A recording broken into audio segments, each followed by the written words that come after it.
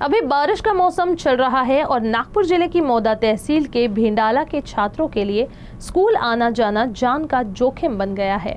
पिछले 1 साल से इस सड़क का काम बहुत धीरे चल रहा है। खास बात यह है कि यह काम मॉनसून के दौरान भी चल रहा है।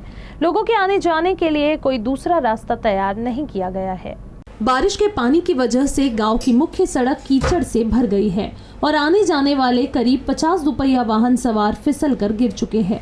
लोगों और स्कूली छात्रों को हर दिन इस कीचड़ से खतरनाक तरीके से गुजरना पड़ता है। सड़क का काम करने वाले कॉन्ट्रैक्टरों को लोगों से कोई लेना देना नहीं है, तो वरिष्ठ अधिकारी भी यहाँ के लोगों की परेशानियों को नजरअंदाज कर रहे हैं, जिसके चलते गाँव वालों को इसका खामियाजा भुगतना पड़ रहा है। कहा जा रहा है कि संबंधित अधिकारी को इस ओर ध्यान देने की जरूरत है। आज या रोडाची अवस्था आपण पाहू शकता।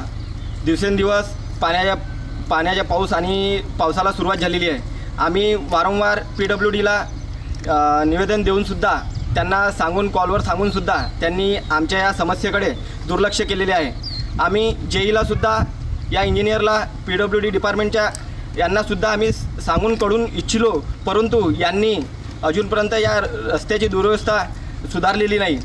जवळपास आता हा चौथा पाऊस आहे। या पावसामध्ये या गावच्या रस्त्याची आपण अवस्था पाहू शकता। या शाळकरी मुलांना जाण्या येण्यासाठी वारंवार तकलीफ होत आहे आणि या रोडावर कमीत कमी 50च्या वर बाईक स्वार पडलेले आहेत आणि येणारे जाणारे पायदळसुद्धा जाऊन पडलेले आहेत। आपल्या सर्वांना या माध्यमातून विनंती करतो की आपण या रोडाकडे लक्ष केंद्रित करावं। आम्ही या रोडासाठी निवेदन देऊन सुद्धा त्यांना कॉल करून सुद्धा ह्या लोकांनी आजपर्यंत आमच्या या मागणीला अजूनपर्यंत होकार दिलेला नाही।